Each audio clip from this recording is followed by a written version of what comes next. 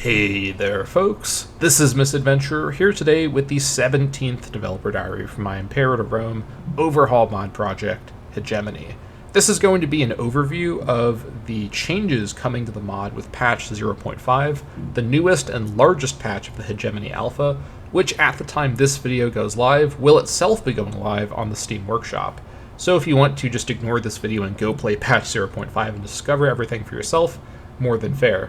But patch 0.5 is the beginning of several phases of implementing one of the most ambitious parts of Hegemony, a gigantic and very complicated rework of Imperator Rome's technology system, something I've never seen any other mod even attempt to do, and I wasn't sure I could even pull off for myself.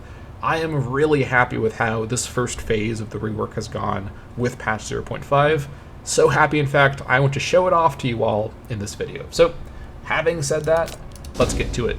Now, I'm not going to go over all of the changes that patches 0.2, because 0.1 was the release patch, onward till now have brought. You can check the dev diaries, or I should say the change logs on the Steam Workshop page, as well as my thorough documentation on the Hegemony Discord, link in the description as usual. But the main thing I've added, of course, is the Asia Minor coastline. These are by and large all Delian subject states. There's not too much detail yet, as I haven't really added a lot of complexity to them. They don't have any heritages or even flags set up yet, but they do all have their own individual cultures, and this took, believe me, a long time to get set up. So it is actually playable if you ignore that no one has any flags. You can play a sort of tactical campaign as these Asia Minor coastline city-states, and with patch 0.5, the final of these areas of the Doris region is now added, with these city-states down here now being part of the game as well. I will continue adding inland regions, in particular, some of these regions kind of in this area over here, kind of to where the borders are now north. This will all be filled in, probably by the 1.0 release. I'm not 100% sure if I will get to it or not, as there's so much more to do. But I want to make sure that Asia Minor feels appropriately so like part of the Aegean Theater, as it absolutely was, and this definitely makes the map, the playable map of this mod, feel a lot more expansive, as you're no longer just looking at places like Chios and Lesbos as being the edges of the world. Now there's an entire world along the coastline where there's a lot of interesting stuff going on, especially as I added in more later on. Now, putting aside all the new territories added, obviously there have been many other changes made to the gameplay that I've talked about in different change logs and on the Discord. You can look that up on your own time. What I want to focus on for basically the entirety of this video, and as you see from the video length, there will be a lot to talk about here, is Hegemony's technology system. Now, essentially, the way that I'm handling technology in Hegemony is trying to use every part of the pre-existing systems, both from, and this is actually true for all of my reworks, both from the main game and from Bronze Age Reborn, which of course Hegemony is building on top of.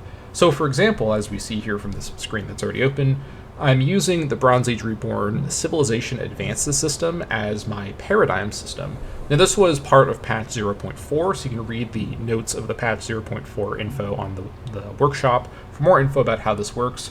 But essentially, if you haven't been following the developments on the workshop page or on Discord, a quick overview is that as you gain research progress and advance the developments, as they're called in this mod, instead of whatever the term was in the vanilla game, I basically renamed everything and reorganized everything with the text. So you've got military, economic, cultural, and religious developments. As you level up your development levels, you gain paradigm shifts, which allow you to then advance different paradigms. So paradigms is this mod's version of the Bronze Age Reborn additional mechanic. At the moment, I only have one paradigm. There's obviously going to be more than this, but there's only one paradigm in the system right now, which is the Misthophore paradigm, which is mercenaries. Now, to go ahead and just quickly go over this in case you aren't sure how this would work, the starting Misthophore paradigm is cultural disdain. The mainstream Hellenic view of Misthophore, mercenaries, throughout the Classical Age was deep disapproval. Regardless of their individual merit, they were considered cowardly and treacherous as a rule. Hiring Misthophore, even only very briefly, was tolerable only as an absolute last resort. The classical Hellenes did not like mercenaries as a rule, considered them untrustworthy. Keep in mind that this is an age where every soldier, by and large, is a citizen soldier. They're a member of a closed community, an environment where your kind of lineage and your family name are deeply ingrained into the fabric of your society and your neighborhood, to the point where if you're a foreigner, right? We're not talking about modern day melting pots. If you're a foreigner who doesn't have a direct bloodline connection to a polis, you have a completely different legal status and largely a different cultural standing as well. And mercenaries are kind of the soldier equivalent of this, where they're looked at as, because they're not part of the polis, how can you trust them to do things that are needed for the polis, right? Citizen soldiers, hoplite, are assumed to be loyal, assumed to be dutiful, and a lot of Greek culture, Hellenic culture from this period, really takes that for granted, while Misthophori are not given that kind of viewpoint. So cultural disdain is the starting place with this. But then, as you gain paradigm shifts, you're able to change the paradigm on Misthophori. Begrudging tolerance. The sheer scale of the Peloponnesian War, with hundreds of city-states involved from across the Hellenic world, meant that the balance shifting advantage Misthophori could provide for the right price, of course, could no longer be a last resort. So each rank of this, each degree of the paradigm, it gives you one max mercenary army. Keep in mind that in this mod, normally your only source of additional mercenary armies is from one of the priorities, specifically the Justify Misthophori priority, which adds in one max mercenary army. So mercenaries are a rare part of most builds. But as you advance the Misthophori paradigm, as the Peloponnesian War basically destroys the Hellenic world as it did in real life, mercenaries become something that you have to begrudgingly tolerate. And the bonus for getting this is reducing the mercenary cost to hire the mercs by 25%. Then you get to pragmatic acceptance. The grinding attrition of the Peloponnesian War began to take its toll as the years turned to decades. Increasingly, Misthophori became a necessary component of classical age armies, no matter how often the old soldiers complained at having to fight alongside sellswords. Again, one more degree means one more max mercenary army. Keep in mind that these are stacking bonuses. One from here means two being added from this mechanic. If you throw on Justify Misthophori from the priorities, that's 3 you can have at a time with that going. But then this also grants 25% reduced mercenary army and pirate fleet maintenance, making it easier to maintain mercenary armies or pirate fleets. Finally, you reach normal reliance. As the classical age draws to a close for Hellas, the primacy of citizen soldier armies fade into memory. The Peloponnesian War has depleted generations of manpower from the Hellenic world, and in the age to come, Misthophori support will be not only widely accepted, it will be highly valued. This just adds, in this case, a bunch of the same modifiers again, 25% further reduced mercenary cost, and 25% further reduced merc army maintenance and pirate fleet maintenance. Again, all of these bonuses add on top of each other. So by the time you get this, you've got minus 50% merc cost to hire, and minus 50% mercenary army and pirate fleet maintenance additively. Plus one more of these maximum merc armies. Now you've got plus 3 from this, and then with plus 1 from the priority, you can have 4 mercenary armies or a combination of armies and pirate fleets active at the same time. So what's going on with the paradigm system? Well, one of my design goals with how I'm handling all the gameplay elements is to really try to call into attention the shift that happened in the Hellenic world due to the Peloponnesian War. This is a war that's often not focused on as like a major changing moment of civilization, because it arguably sort of wasn't compared to some really major conflicts or really major time periods. I would argue, for example, despite being obviously a huge Peloponnesian War enthusiast, I would say that the rise of Macedon, Philip II, and then Alexander did more to change the Greek world than anything that happened in the Peloponnesian War, in a more kind of dramatic and paradigm-shifting way, right? But the Peloponnesian War was important in that it represented the ending point of a kind of classical age that didn't really change that much, right? Throughout hundreds of years of the Greek classical age, from the end of the Archaic period up until the rise of Philip II and then Alexander after him, you've got this normal state of things where city-states have conflicts, they've got wars, They send out citizen soldier armies of hoplite, and everything kind of works the same way for hundreds of years. And then you have the Peloponnesian War, this culmination of almost 100 years of just simmering rivalry between these increasingly overstretched and ambitious, luxurious, splendorous city-states who are, benefiting from, such a long time of things being the status quo. The Peloponnesian War is this breaking point where the sheer scale of the conflict basically grinds the Hellenic world into a state of ruin. And the rise of Macedon, which was in part caused by this, but also due to other factors, Philip II, just kind of showing up in Hellas in Greece and completely just destroying the Theban hegemony right after Thebes, or Thebae in my mod, I should say, supplanted the Lacedaemonians after the Peloponnesian War, so on and so forth. This is a moment where the normal state of things in Hellas, right, for hundreds of years before, it's completely overthrown, right? The Macedonian ascendancy completely changes Greek history. And that huge change, right, that interrupted hundreds of years of static Hellenic, existence really starts with the Peloponnesian War and the way that it kind of destroyed the classical Greek world in this core sense. And so what I really want to kind of simulate with my mod is the kind of decline of classical Greek normal sort of values and virtues, right? And the emergence of new ones, right?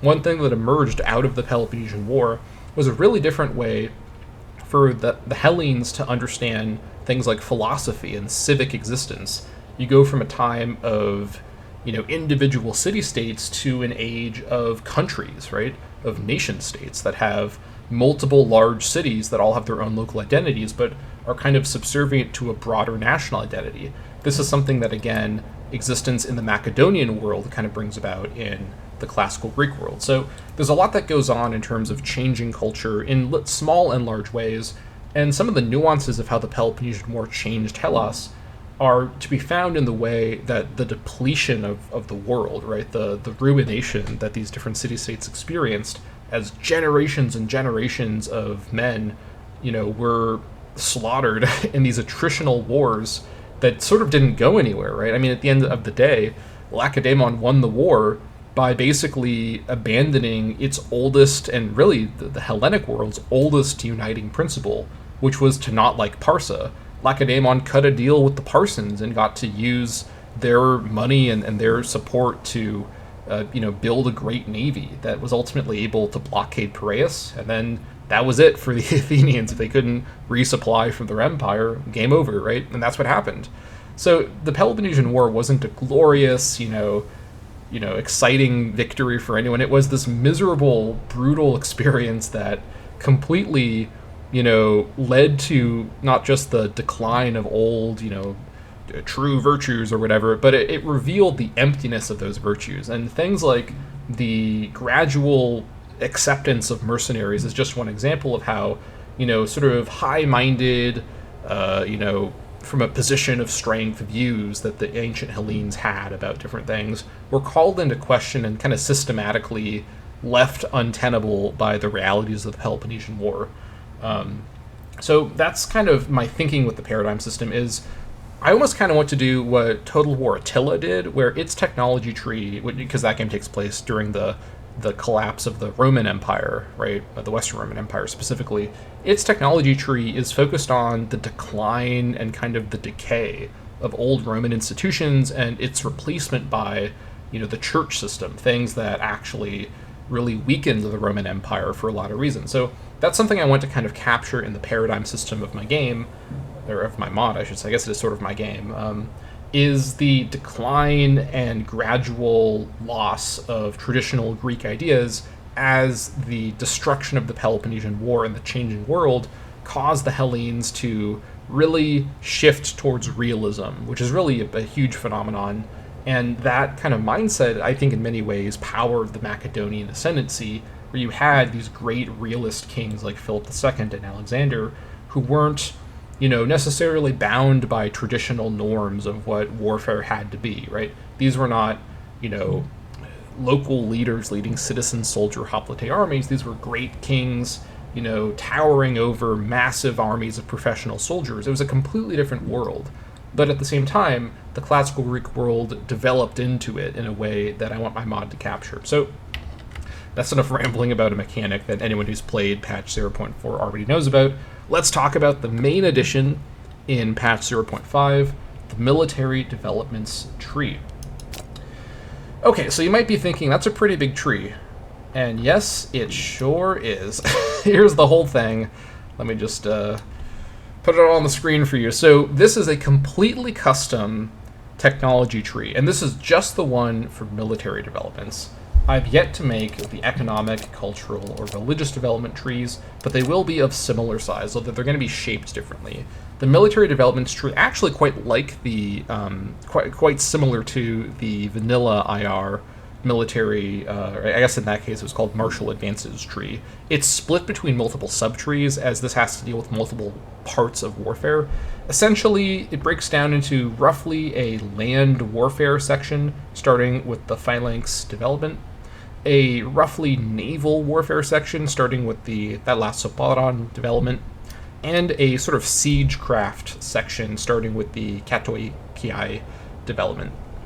Now, all of these texts are completely original. They're all based on a ton of research I've been doing on, warfare in ancient Greece. I have I've learned so much information that I would never normally need for any purpose, and I've poured it into this mod. And all of the 4 development categories will be similarly extensive and carefully thought through as what I've done here. Now, in terms of the number of techs, right? I mean, I'm calling these developments, but they're basically different technologies. This section, right, military developments, actually adds up to 81, which is one more than the vanilla tree. So I've actually created a larger tech tree than the vanilla tree, and all of these techs are meticulously themed and balanced around, both in terms of their their naming and their descriptions and the lore, as well as their actual effects, meticulously rebalanced around the specific Hellenic environment of my mod. As most playable countries are Hellenic, right, they're using hoplite, phalanx warfare, that's what this tech tree completely focuses on, right? Most are using tri-race, right, that Greek word for triremes. So tri-race are the central focus of the naval tree, and over here in the siege tree, I have carefully thought through balancing both the offensive and defensive parts of siegecraft. So let's just get to it and talk about these different developments. Starting off with first, before we talk about that, one more thing to note about the overall picture, and keep this in mind as I go through all these different developments. What I want to do is create an environment here where if you have multiple available innovations to unlock developments, I want players to carefully think through what they're picking, because all of these need to be competitive, viable options. My greatest complaint with the vanilla Imperator Rome technology tree, and the big reason why I've decided to completely rework it from the ground up, is that the vanilla Imperator Rome tech tree is filled with completely useless techs that don't really benefit most playstyles, that are just truly incremental bonuses that you don't feel excited to get. You just get them on the way to other techs. And maybe there is an army weight modifier enjoyer out there that just cheers whenever they see the multiple army weight modifier bonuses. But for me personally, that's just not feasibly something that makes a tech tree interesting. I want the tech tree to really focus on the idea of having to make tough choices and experiencing opportunity loss. I want you to feel as though you're really missing out on something important whenever you pick any option, because the other options are also good. And I want that to be true all the way up and down the tech tree. Not just talking about, banger capstone techs at the bottom that you are super excited to get to, which I will get into those a bit later. As you can see, each of these sort of paths of the tree end in these, and we'll talk about this more, these pairs of mutually exclusive choices. I want every single technology, every single development to feel like a worthwhile use of your limited innovation. So research and technology in my mod needs to feel powerful, important, and most of all, central to any sort of build you might do. Whether you're playing as a little city-state or the vast Lacedaemonian kingdom, I want you to really think about what text you're selecting and how that will change your different playstyles. So with that overarching idea pointed out, let's talk about these different developments. Starting with the phalanx. Hoplites stand shoulder to shoulder, shields aligned and spears raised ahead. This simple concept, a unit of citizen soldiers fighting together as a collective, has defined warfare in Hellas for hundreds of years. In the wars ahead, it will serve our polis well. So the phalanx development is a very powerful opening development for any sort of land combat. +1 morale of armies, that's flat morale of armies right there, and 10% extra discipline as well. So essentially, when the game begins, if you plan to get into land combat at any point in the early game, you gotta grab phalanx. This is beyond necessary. Now, the phalanx sort of tree of the military developments has 3 subtrees: Dynamis, Hoplon, and Syntagma, that deal with 3 elements of essentially land warfare.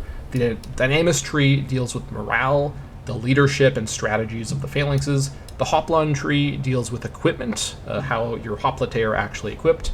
And the Syntagma tree deals with the organization and the formation warfare of phalanxes in general. So to kind of go through them one by one, Dynamis. Dynamis, the will to fight, is more than simple bravery. To fight effectively as a unit, our hoplite phalanx must remain unbroken by battlefield deserters, yes, but brave warriors who charge ahead will also open weak points in the line. Duty must rise above personal glory. So this will grant plus 0.2 morale of armies, 10% army movement speed, and 5% hoplite morale. This is basically a little preview of how this subtree of the subtree itself has subtrees that have these different modifiers get focused on. Over here we have Croesus. Combat between opposing phalanxes begins with Croesus, the collision of each hoplite front line into each other. This critical moment must not be disrupted by wavering men, therefore our citizen soldiers must be trained to face Croesus with iron resolve. Another plus 0.2 morale of armies. We then, under this, have the next of these battle phase developments, Ophismos. After Croesus, the melee dissolves into Ophismos, the pushing of each phalanx into the other. It takes great strength to remain in position as an enemy hoplite attempts to dislodge you, and greater strength still to break his formation without stepping out of yours. Another plus 2 morale. Lastly, Pararhexis. The inevitable end of any battle between phalanxes is Pararhexis, the shattering of one unit's cohesion, such that those who survive are driven to rout from the field. Our hoplite must be trained to push their advantage and cut down all they can as the battle closes. At 0.20 more morale. On the other side, we have the Paeans development. Our citizen soldiers march to war with Paeans, songs of war in their throats as resolve fills their hearts, or so the stories go. In reality, battle songs establish a rhythm by which men march into combat, and encouraging all to join in redoubles their collective spirit. 10% army movement speed and 5% hoplite morale. Now, a lot of my modifiers in this part of the tree are dealing with hoplite specifically, because keep in mind, in this mod, your levy is mostly made of hoplite. Now, Korkyra doesn't have a very large levy to work with, but hoplite make up roughly 70% of your unit distribution. I don't know if I can show that easily. I think there might be a way. Where do I see? Here it is. Yeah, hoplite are 70% of your levy. This is true in this mod at this moment for all of the playable countries. You've got a 70, 10, 10, 10 distribution. 70% hoplite, 10% toxite, which is archers, 10% akon testai, which is either skirmishers or slingers, I don't remember which one, and 10% Sven Donatai, which is the other of the two, I don't remember which one. Actually, I can see it right here. Okay, akon testai is slingers, and Sven Donatai is skirmishers. So that's what your levy will normally look like. It's mostly made up of hoplite, and so although you're not seeing a ton of modifiers for other kinds of soldiers, there's just not really that many of them. Small nations may only have hoplite after all. But anyways, next up is a Photos. In the minutes before battle is joined at Croesus, our hoplite may struggle to maintain a chorus of Penes. Seizing this, we must train them to halt their singing to regain their breath before the hastening march into Croesus begins. 10% more army movement speed and 5% more hoplite morale. Notice, by the way, I've carefully arranged all of my developments to naturally flow into each other. It makes sense that the Aphodos development requires Croesus and Penes, as it's a combination of how these two parts of phalanx combat need to be thought of together. Next up is Alalagmoe. In the final moments between Aphodos and Croesus, The moments before contact with the enemy, our hoplite cannot remain quiet. Though barbarian shouts have no place among Hellenes, full-throated war cries as battle is joined can only bolster our men's spirits. 10% more army movement speed, and 5% hoplite morale. Finally, down here is Doratismos. Hard-won experience with phalanx combat has taught us we cannot rely on Othismos to achieve Pararhexis. Our phalanx must force the enemy into Doratismos, applying greater force into the other phalanx's weak points to break apart their formations. Plus 0.2 morale of armies, 10% army movement speed, and 5% hoplite morale. So the way that these bonuses are all laid out, we're starting off, right, with 1 morale of armies and 10% discipline. And the discipline stuff is largely going to come from over here. But over here, plus 0.2 morale of armies, plus 0.2, plus 0.2, plus 0.2, plus 0.2. That's another full morale of armies once you have all of the different sort of formation battle phase bonuses added up. Over here, the stuff with the singing, adding in hoplite morale and army movement speed, you're ending up here with 50% army movement speed as you work your way through this side of the subtree. And lastly, we get to the first of these pairs of capstone technologies, where the way that I've set this up is all of these pairs, right, these pairs at the bottom, are mutually exclusive with each other. Each of these subtrees results in a pair. Some of them are a bit more complicated, we'll talk about those later, where you have to pick one or the other, and it's actually coded that you can only select one or the other, right? Did not unlock Hellas Doriketetos, did not unlock Loxophalanx, right? Now, as for what they do, these are game-changing, endgame level techs, and because they're mutually exclusive, they each tend to focus on one alternative strategy or approach to how things are set up. So, for example, Hellas Doriketetos, Spear when Hellas is an ambitious phrase, which is what that means in Greek, one which those who pass down the traditions of hoplite warfare to us could have never imagined. We have learned that in this age of war, the phalanx is more than a formation, it is an art. And like any art, it can be mastered. 1 morale of armies and 25% hoplite morale, a very powerful bonus to power up your hoplite armies into the late game. Alternatively, Loxophalanx. If Doratismos during combat can disrupt the enemy's formation, is there advantage to be gained, even against a wider line, by asymmetrically deepening one part of our own phalanx? This strange new kind of phalanx, our tacticians say, could change everything. So this will unlock, and this is not set up yet because this is more complex to code, the Loxophalanx formation, as well as granting 1 morale of armies, like the other one, but 25% Toxite and Hippeus morale. This is basically for if your playstyle is not to rely just on the default Hellenic levies that are hoplite-oriented, but to actually build legions, right? And I'll talk about this later, as this tech tree actually introduces this mod's version of legions called Marae. We'll talk about that in a moment. Well, in more than a few moments, but we'll talk about that later in this video. And essentially, if you want to have what I would consider the most min-maxed, but still historically accurate, army composition of this period, which would be hoplite mainline, Toxite backline, and Hippeus or cavalry flanking lines, right? Greek armies largely didn't have cavalry support, not during the Classical Age, and the phalanx armies of Hegemony are no different. There's a little bit of cavalry action in some of the battles of the Peloponnesian War, but they're not really common. It's really the Macedonians that really make cavalry flanking and the hammer and anvil style of fighting a normal mainstream part of, ancient age combat. Of course, the Romans were also largely inspired by them as well. So, Loxophalanx, if you don't know, is actually a development that largely the Macedonians brought to phalanx warfare, where they balanced the normally symmetrical phalanxes asymmetrically to have areas that were able to push further into the enemy phalanx. It was basically a way, like a cheat code, to disrupt enemy phalanxes with your own formation. So basically the idea here is you're picking between the classic, Doriketetos Hellas, right, Spear one Hellas, the classic phalanx warfare that you're just trying to master, and this new disruptive style of warfare that changes how phalanxes work. And so it makes sense that these two are mutually exclusive options, essentially. And that's a big goal that I had, is for picking one of these two to feel like it makes sense that you can't pick the other. You're either sticking with traditional phalanx warfare, or you're doing this weird experiment thing with Loxophalanx, which changes, because you're giving these bonuses to Toxite and Hippeus, you're missing out on the 25% hoplite morale. But then if you're going for Morae that have, hoplite, Toxite, and Hippeus, right, now your entire strategy is way more feasible. So that's the way that I sort of plan out all of these different trees. Moving on to Hoplon. To serve in the phalanx, a citizen soldier must bring more than a sense of civic duty. He must also bring the round shield and spear of a hoplite.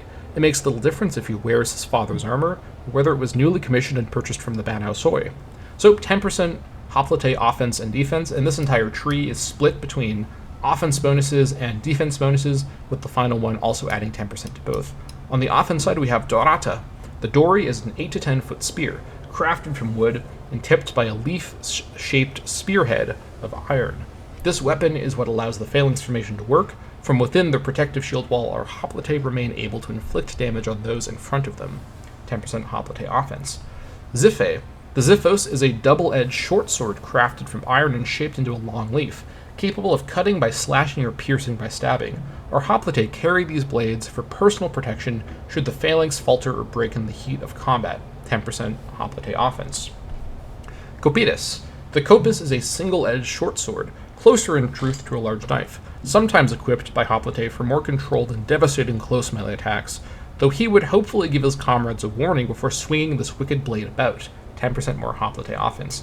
On the other side, Auspidus. Each hoplite carries an auspice on his left forearm, a 3-foot wide round shield usually made of bronze reinforced wood, although some Aristoi hoplite bear more extravagant auspices made entirely of bronze. All auspices are richly painted and display family and civic crests. 10% hoplite defense. Oh boy. Lineoithrakis. No. Lineoithorakis. Lineoithorakis are the linen cuirasses reinforced by wood, bronze, or iron, which most hoplite wear to protect their chests from enemy Dori strikes. To wear this armor and to stand amongst your fellow citizen soldiers in the hoplite phalanx is what it means to be Hellenic. 10% hoplite defense. Patergius. Meaning feathers, Patergius are equipped around the shoulders and waist to add greater protection to vulnerable areas of the hoplite's body. Most are made of linen or leather, though some are reinforced or even made from metals like bronze or iron. 10% hoplite defense. Finally, Panoplia. Every hoplite can be measured by his panoplia, his entire equipment set, including his weapons and armor. Individual bravery may be fine and good, but a citizen soldier who invests in higher quality arms and armor truly strengthens the phalanx he joins. 10% hoplite offense and defense. Then we have a choice between Thyreophoroi and Cerase. Thyreophoroi are emerging as a new kind of hoplite, less armored, carrying a tall, thorough shield, and equipped with javelins capable of breaking the phalanx on the charge.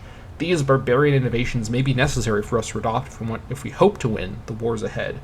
50% hoplite offense. This is basically the Greek version of the Roman kind of legionary style of fighting, using javelins to break up enemy shield walls, charging. These are crazy things to the classical Greeks that they had to adopt from the Romans later in history. Alternatively, 50% hoplite defense from Sarissa, which is what the Hellenics actually did after the Peloponnesian War. The Sarissa bewilders traditional tacticians, a 20-foot pike that would allow our phalanxes to keep the other from even reaching them. This weapon could change Hellenic warfare forever. We must embrace it and the newfound advantage it bestows upon our hoplite. This is basically the wonder weapon that won Alexander his conquests. These giant pikes that reach so far in front of you, no one's reaching you from the front, which is why the hammer and, it's the anvil part of the hammer and anvil strategy. So what I want to do here is basically have these two kinds of equipment sets that are completely different, right? You've got the historical Sarisse equipment sets that change phalanx warfare forever, and these sort of further in time, but still kind of roughly after the Peloponnesian period, Thyreophoroi style of fighting. That's what the Romans basically did. So you can pick between these and choose the defense or the offense bonus. Then over here, we've got the Syntagma development. 5% army morale recovery and 7.50% hoplite discipline. Organizing hoplite into a phalanx is more about simply adding more men into a crowd. The system of arranging hoplite into neat lines with clear fronts to enable the aspis shield wall is what separates a phalanx from a mass of armored men. Then this whole section is all about formation stuff. Protostatis. At the fore of each phalanx stands the protostatis line. By the system of syntagma, each protostatis is shadowed by an epistatis line, which itself is shadowed by another protostatis line, and so on. Manpower allowing, the depth of these formations has no limits. 7.50% hoplite discipline. Then we've got Epistatis, 5% army morale recovery. Behind each Protostatis line stands its Epistatis line, adding their Dorata to the phalanx and their own bodies to the massed weight of the unit. This also helps brace the Protostatis, both to withstand an enemy charge and to hold back any who would flee the battle. Heading down, where they both converge, is Lokagos. Every Protostatis and Epistatis line in the phalanx, every Lokos, is commanded by a Lokagos, a veteran hoplite who must keep his line organized and cohesive. For these posts, mere bravery is not enough. Men of great discipline are necessary. And, likewise, 7.50% hoplite discipline. This leads to Origos. At the rightmost end of each line, where the shield wall extends the least and one's flank is most vulnerable, we must post an Origos, a rear officer, who can aid their Lokagos in keeping the line arranged correctly to support the entire phalanx. 7.50% hoplite discipline from that. On this side we have Aesbathos. On the march, our hoplites should not simply meander in a crowd. The Aesbathos formation provides each man, I'll fix that, plenty of space and allows all to move freely. After a hard battle in the phalanx, such reprieve is necessary for our citizen soldiers. 5% army morale recovery. This then unlocks, once you get it with an innovation, Synaspismos, 5% more army morale recovery. During battle, the enemy may attempt to catch us off guard with a frontal charge into the phalanx. Such a move rarely works, but can wear us down. We should use the tighter Synaspismos formation to concentrate the phalanx together when needed. This, along with Origos, lets you get Pyknos. This requires one or the other, not both. That's what the yellow arrows mean. We have made great strides in the art of phalanx organization. The final and most complex battlefield tactic we can teach our phalanx is Pyknosis, the shifting of individual hoplite between Protostatis and Epistatis lines without disrupting the overall unit's cohesion. This unlocks 10% discipline and 5% army morale recovery. Notice, like the initial phalanx modifier, this is a flat discipline bonus, not a hoplite-specific discipline bonus. This then unlocks the two options down here, either Boethios or Moray. Boethios gives 25% levy size multiplier, which sounds like a completely absurd bonus to get, and I will talk about how Moray is balanced with this, but basically, the way that I'm setting up with patch 0.5 is everyone's levy size multiplier is now by default 25%.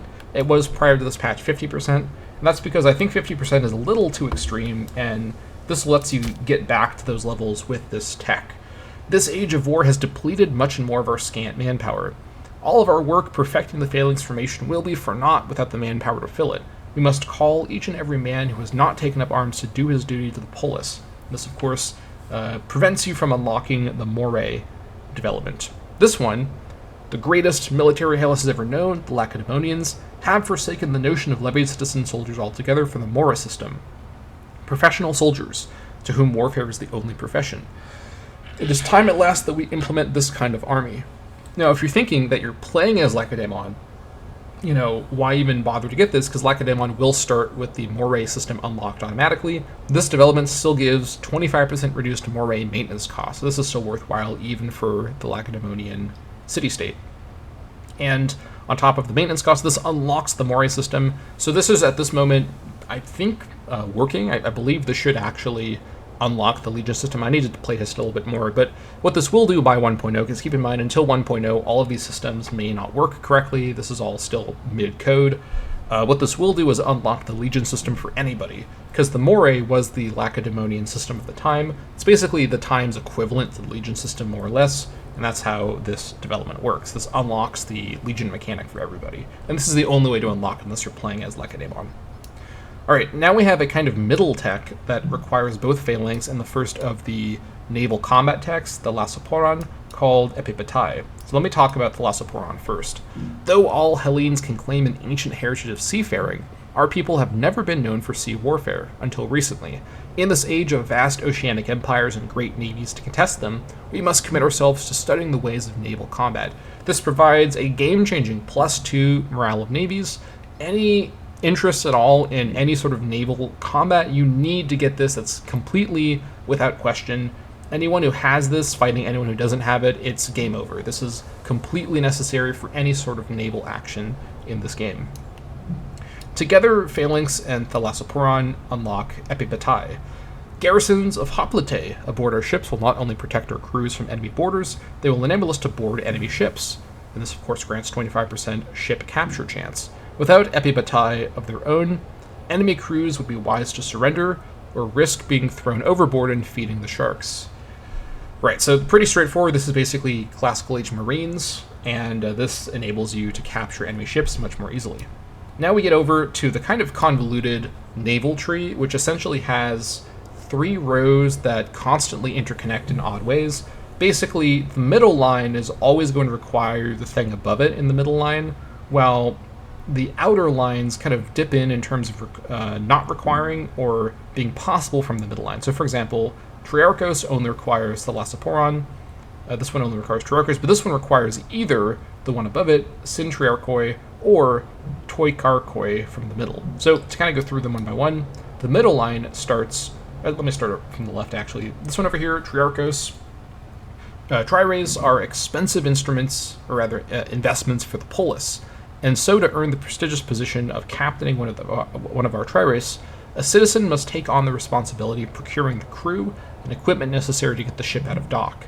Their expertise is a second priority, which was true, by the way, for the period. 12.50% tri-rays morale, obviously very powerful. This unlocks Sin Triarchoi. The cost of building a war-ready fleet have only grown to the point where we must create a co-captain position, a Sin Triarchos, to sell off to the highest bidder willing to split the cost of outfitting the tri-race. So, 12.50% more tri-race morale. And the way that this tree works, by the way, is that all of these bonuses tend to be in pairs, both vertically and horizontally. In the center, except for discipline, which goes all the way through to the bottom. Starting with Hyperesia, a qualified captain is well and good, but the combat readiness of every tri-race will come down to the competency of her crew. These positions will attract younger, ambitious citizens looking to make a name for themselves in our navy. We must encourage them. 10% tri-race discipline. This unlocks Toikarchoi. Our rowers may be able to work out a rhythm themselves, but when their arms grow sore, they'll need proper motivation. Overseers can supervise their efforts and keep them fully in line. The last thing we need are any murmurs that could develop into mutiny. This is another 10% tri-race discipline. This also is unlockable from both Hyperesia and also either Triarchos or Thalamioi. In the depths of each hold, the Thalamioi power the tri-race movement with rhythmic rowing. Though unseen and typically manned by freemen of low repute, every captain knows that these rowers are essential to giving his tri-race sufficient speed for combat, 25% naval movement speed from that. This also unlocks Thranatai. Positioned above the Thalamioi, the Thranatai rowers are able to reach their oars above the lower decks and add even greater speed and maneuverability to our tri-race. Our enemies will claim Poseidon himself has flung our ships forth for them to move as such, 25% more naval movement speed. Now you can see, by the way, how this requires the crew from Hyperesia and is also going to require either you to have a captain or to have like a tri-race specific captain position or the rowing innovation. So it makes sense that this requires Hyperesia and needs either Triarchos or Thalamioi or both. Next up, down here, requiring either Sin Triarchoi or Toikarchoi is the Ankara. Tri-rays are huge vessels, and to hold them still we cannot rely on heavy stones and rope forever. Crafted metal anchors are a novel concept, and there is much more work to be done on refining them, but our Triarchoi will appreciate their addition to our triremes, 50% tri-race defense. On the other side, with 50% tri-race offense, Embola. The Embolon, a heavy blunt tip our tri-race carry at their bow, just below the waterline, has enabled our Triarchoi to ram their ships into enemy vessels to far more devastating effect. Tailwinds make a great difference, but so can the strength and endurance of our rowers, which is why either the Toikarchoi or Thranatai, which both deal with rowing, unlock Embola, one or the other. Toikarchoi also unlock Proroi. At the bow of each tri-race, a posted lookout can shout back sightings to the Hyperesia. Knowing exactly what angle to turn the tri-race so as to avoid or perhaps intentionally collide into the flank of an enemy tri-race is invaluable information to any Triarchos. 10% more tri-race discipline. Moving down, we have Kyklos. Though sturdy, tri-race lack many defenses, at least on their own. Sailing in a fleet, we can order our tri-race to assume the defensive Kyklos formation, forming a tightly packed circle so that each tri-race protects the vulnerable flank of the ship beside it. 25% reduced ship damage taken. Now, this also unlocks Meniotis Kyklos. As our fleet grows, our need for the full circular Kyklos is lessened. With Trireus to guard the formation's flank, each group of Trireus can instead assume an even more defensive semicircular Menoidios Kyklos formation. No ship will be getting through that. 25% reduced ship damage taken. Kyklos also unlocks Histos Acantios, while the mainsail, the Histos Megas, can grab the wind and aid the rowers. A foresail, Histos Acantios, will allow each ship to go further with the same rowing strength and under the same wind conditions, a key innovation to enable longer voyages. This is also unlocked by Calustes. The hyporesia of each Trireus would not be complete without a boatswain, a Calustes, to assume overall command of the crew while the Triarchos focuses on the vessel's movement and positioning amidst the entire fleet as it sails. 10% further Trireus discipline. This unlocks the final discipline bonus for Trireus of 10% with Hypozamata. This secret method to hull design a great cable stretching along the length of the Trireus to tighten its hull and bind the construction together will enable our Trireus to withstand even greater pressures and continue their missions without delay. Over here, we've got, coming from Ambola, the Aphractai Trireus. The use of Ambola to cleave enemy vessels apart has proven so effective, some Trireus are being completely constructed around this devastating tactic. Lacking sails and other structures, these Aphractai Trireus, which means kind of undecked Trireus, are proving to be powerful offensive additions to the fleet. 25% increased ship damage done. And this likewise unlocks Aphractai Diarus. If shedding weight has enabled Aphractai Trireus to achieve higher speeds while ramming, perhaps smaller Diarus, which is biremes, can be modified to achieve this to even greater effect. These swift seabound rams can sink and destroy heavy enemy ships with startling efficiency. 25% increased ship damage done. And this Hypersian is unlocked by either Calustes or Aphractai Trireus. 50% extra naval range. The Hypersian, a cushion used by rowers as they work, is a simple but effective invention to lengthen the viable journeys each and every ship in our fleet can embark upon without need to take to port and grant its crew shore leave. Now, having said all that, let's talk about the convoluted way the capstones work for the naval subtree. So over here we've got the Lasso Krateo and Stolas Peretis. These each require all three of the techs above, so even though this tree allows for quite a bit of choice as you move down it, you have to unlock basically everything above to get to the stuff at the very bottom.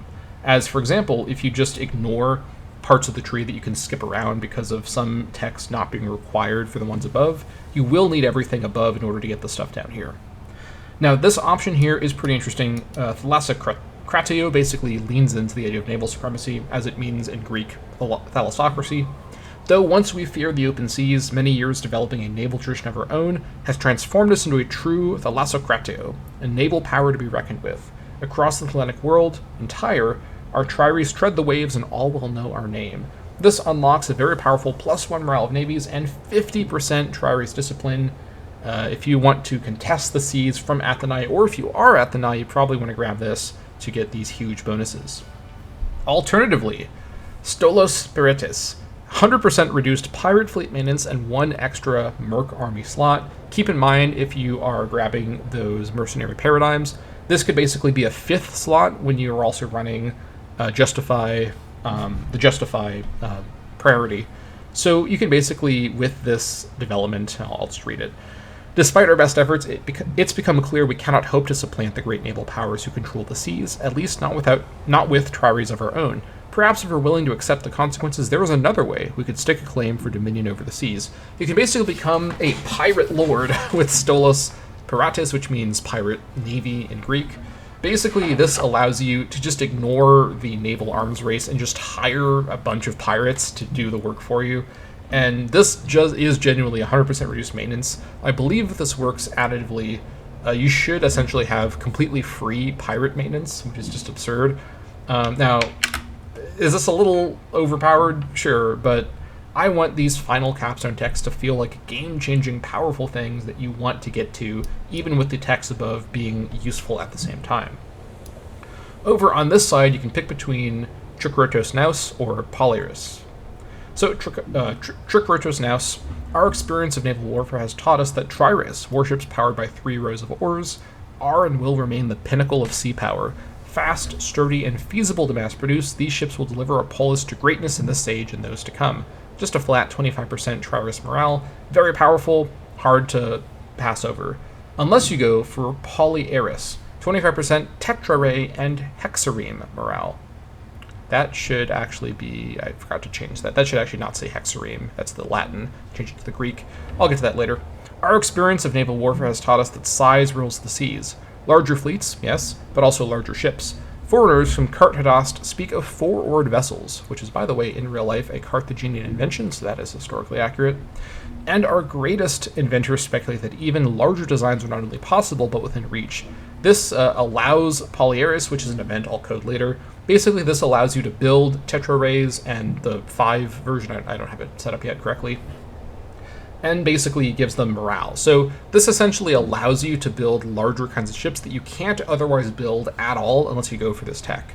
Basically, although you won't have had any at this point, you'll be able to start building a heavier fleet that tri-race-based fleets will struggle against without a lot of naval bonuses. So basically, this is a choice between committing to the tri-race lifestyle or committing to the sort of futuristic larger ships that did eventually supplant the tri-race and the triremes in real life. That's the choice there. Now, between the Thalassiporon and the siege area, you do have another one of these combination techs, but I'll talk about that in a moment. Here we are with Katoi Kiai. War has returned to Hellas, this much is clear. If we intend to annex another polis, or as some hope to annex many and grow our territory to extend across new lands, we must establish military colonies to oversee and control these new holdings. This adds +5 national fort infrastructure capacity. This basically allows for you to actually pay for the expensive multiple forts everywhere, as keep in mind that in Hegemony, all cities automatically have fort level. Capitals also start with a fort automatically, but cities themselves provide 1 fort level, hence why all capitals have level 2 forts. As you can see, for example, one of my colony towns over here, Orikos, has only 1 fort level despite not having a Frorion in it. That's because the city itself grants a fort level. Now, the way that fort maintenance works is that it actually uses the fort level, not the number of forts, to try to figure out the capacity. So here in the Caraunia province, Orikos and Panormos both have a city and no fort building. However, the fort level here is at 6 of 5 because it's the first in a tile in 2 tiles, which is how the fort level system works. So adding this fort, so keep this in mind, if you're trying to conquer and actually hold, like, areas of city-states, all of these places are going to have 1 fort level per tile, right, that are city capitals. So any kind of expansion, right, and I don't know why I opened that, where am I going? Any amount of annexation that you're doing will completely balloon your fort infrastructure capacity out of control very quickly. So this doesn't completely counteract that, but it does help, and there will be more ways to get national fort infrastructure capacity that I'll show off later, and that will also be in other parts of the trees. Fort infrastructure is not just a military matter, I also consider it an economic matter, as the main downside of going over that is rapidly ballooning fort maintenance. So the economic developments tree will include more fort infrastructure stuff as well. But this is how the siegecraft section starts over here. Right, so let's go over to here at Apoklesmos, which means blockades. Our naval power needn't be limited only to contesting the seas themselves. Effective blockades can starve enemy towns, hastening surrender from exhausted survivors, and saving the precious lives of our citizen soldiers in the process. 25% increased blockade efficiency. This leads to ploioi. The irony of committing to a blockade is that our fleets, fixed in one position, will start to deplete their food resources given time. Use of small rowboats, ploioi, to ferry supplies from shore will allow our blockades to endure for far longer. Now, this adds even more blockade efficiency and also, critically, Navy maintenance cost. Now, Navy maintenance cost is also going to be found in the economy developments category, most likely, but 2 sources of it can be found here. This adds up to 25%. And one thing that I am going to be rebalancing, probably not during patch 0.5, which at this point I'm so ready to just get this patch released, but I will be addressing this later on before 1.0, is I will be increasing the degree of naval maintenance. I think in the base game, naval maintenance is really pretty manageable, and I think it should be a lot more serious. So I will be fiddling with those modifiers later, but either way. Then we've got Dries. Use of Ploiloi does carry risks. They're quite vulnerable to interception or even being shot from afar. Fortunately, the oaken hulls of our warships are sturdy enough that we can attempt to bring them on shore directly to resupply in far vaster quantities, more blockade efficiency, and even further reduced naval maintenance cost. This unlocks Pente Kontarkos. I forgot to. This needs to be a K. I'll fix that later. Every Triarchus stands to benefit from a Pente Kontarkos, a quartermaster who will keep each and every portion of supplies aboard their ships accounted for. It's incredible how far the same supply of rations can be made to stretch when needs must. 50% reduced naval attrition. Very handy. Now, heading back over here, the way that this is laid out is that you've got this sort of trio of subtrees within the Polyarchia category, which we'll talk about more in a moment. Then you have the blockade bonuses over here, and over here you've got the fort maintenance bonuses. So let me go through this part first. Logistikos. In this age of war, the defenses of a city have become critical in ensuring people remain safe.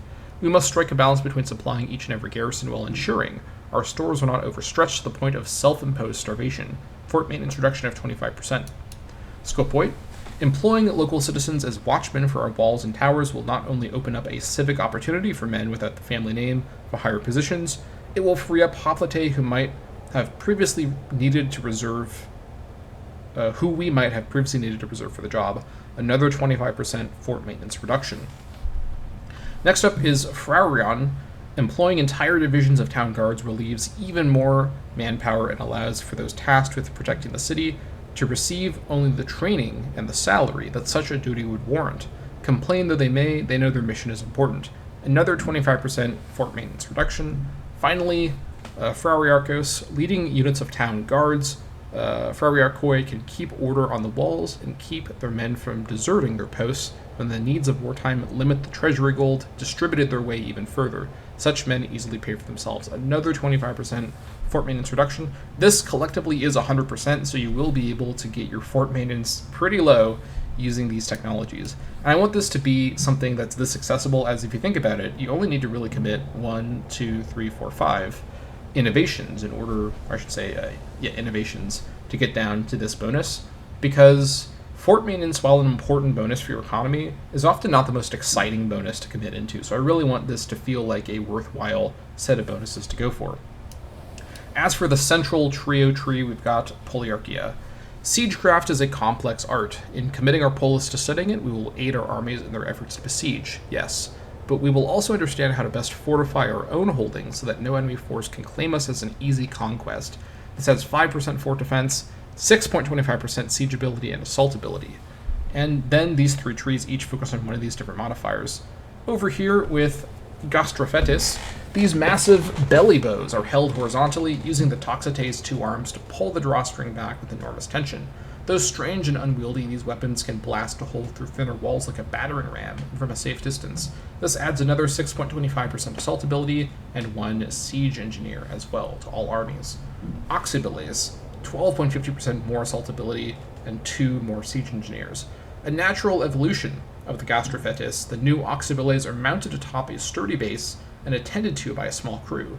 This allows them to fire bolts at even greater tensions than possible with the belly bows, shredding lighter targets and cracking stone walls. Finally, for this category, Ballistra with 25% assault ability.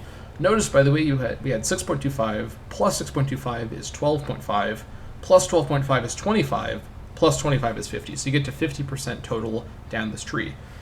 The natural conclusion of our experiments with Oxybiles is the use of blunt objects, like small boulders instead of bolts. The firing power possible from these ballistra can widen breaches in any wall, aiding our brave citizen soldiers in hastening the end to any siege. You can see how this sort of siege weapon line focuses on assault ability.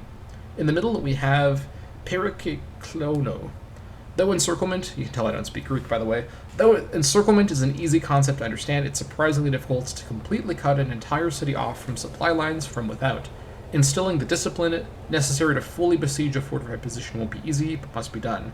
Army attrition reduction of 30%, and siege ability bonus of 6.25%. Next up is Mechanai. Faced with multiple layers of defenses, our besieging army should use their siege engines to break through lighter outer layers. Forcing the enemy deeper and deeper into their city's heart will hasten the collapse of their morale, saving our men from endless attrition. 20% reduced army attrition and 12.50% siege ability right there. I should actually probably reverse. This should be 20 and this should be 30%. I'll fix that later. I may need a patch 0.5.1 to fix a few errors here and there. Helipolis. Some have theorized siege towers could be constructed and moved up against the enemy's walls using wheels. If this concept were realized, the greatest defense of any besieging army, a higher and thicker wall, could no longer fully reassure those hiding within. 25% more siege ability from that. Over here we have Moenia. Against the threat of enemy assaults, our towns must rely on the oldest and easiest way to protect their people. Tall, sturdy walls that can withstand enemy weapons and hold the city out long enough for reinforcements to arrive and rescue those trapped within. 15% fort defense. Patagos. 30% fort defense from this. The sheer defensive power of good walls is only increased when we invest in the construction of great towers to overlook them, giving our Toxote excellent range to snipe any who dare approach and enable defenders to keep good visibility over the enemy. Lastly, in the fort defense category with 50 fort defense is Thura. The construction of great gates, not mere gaps in the walls but structures of their own accord, complete with defensive fortifications, will rob enemy besiegers of their easiest weak points in our walls to exploit, while allowing our men to sally forth as a last resort. Then down here we have the final four before we get to the capstones. Napagoi requires Pente, Kontarkos, and Ballistra. Our experience with naval logistics and the innovations of Ballistra have taught a valuable lesson. Veteran engineers can enable teams of craftsmen to accomplish great things. We must invest into a core of Napagoi, shipwrights, who can lead our shipbuilding efforts, with 50% ship recruit speed from that. Next up is Kratos. Whoever leads them, our citizen soldiers, witness the sheer power of our weapons of war. This requires Ballistra and Helipolis. Engines that can, within minutes, demolish walls that took years to build, and understand that this is symbolic of the strength wielded by the polis for which they fight. 50% reduced cohort loyalty gain chance. Over here, Philakis, garrison size plus 100%. Full permanent garrisons of citizen soldiers to guard our city walls, transform them from mere obstacles to topple into little battlefields, constructed to funnel and disrupt the enemy. Prevented from forming anything close to a phalanx, their hoplite will struggle to win. Lastly is Acropolis. Now, the Acropolis is actually a building in my mod, which cities can build. But with this change, once I get it to work, they can only build it with the Acropolis technology. This will require that technology. At the heart of many cities stands an upper city, an Acropolis. These great hills are usually used for the city's largest temples to honor the gods. As a last resort, they can also serve as a mighty fortress into which the citizenry can retreat. Who would dare assault such a place? This also adds one more national fort infrastructure capacity to have the bonuses of this tree equal out to 6, which is 2 more full cities per province that have their forts not having a maintenance malice. Okay, we finally have the final 2 pairs of options over here. Take a sip of my tea. I'm losing my voice talking about all this, but I have sweated and toiled to produce this crazy tech tree for all of you, so I'm very excited to share all this. Over here, requiring both Napagoi and Katos, we have the Andra, Podizo, and Prosbole options. Andra Podizo, which means slavery in ancient Greek. War, we've come to realize, needn't be about conquest. The most valuable plunder we can take from enemy lands are their people. Filling our holds and from there our fields with new doiloi will not only strengthen our economy, it will eventually destroy theirs. 25% increased enslavement efficiency, and this unlocks an army ability called Andropodizo, which once I finish it will basically be like a raid or a pillage ability, enslaving a population in a tile directly. And naval Andropodizo, which I've also not created yet, will do the same thing but from a sort of shore capacity with the navy. And then we've got Prosbole. After years of studying siegecraft, it's become clear that the most durable cities, those with great ports and access to food from afar, may indeed have a critical weakness. Launching assault by sea is a novel concept, but one which will change siegecraft and Hellas forever. 50% more blockade efficiency and 25% further naval maintenance cost reduction, and this unlocks the Prosbole ability for navies. This is basically a port assault ability that I've not made yet, but that's what it will be.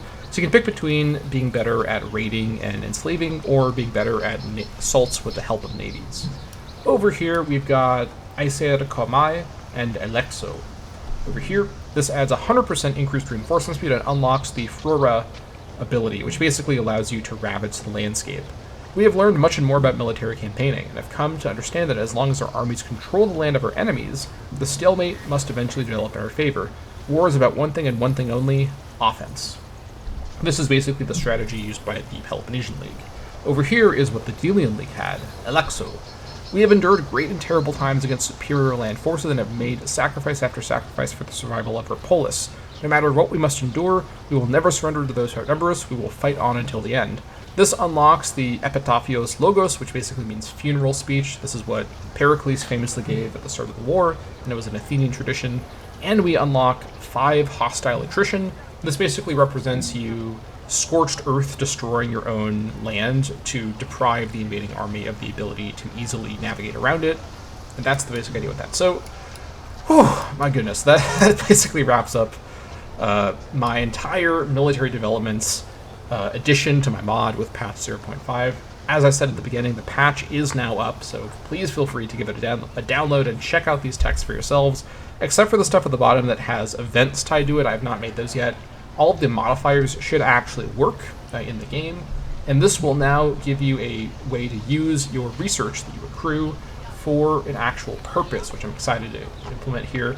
I like this a lot more than the default military tech tree, which, while fine, never felt super exciting or game-changing. Here, again, every single tech I want to feel impactful and that it builds up to really powerful game-changing modifiers that have a literal opportunity cost as you have to pick between 2 good options. So that concludes this developer diary.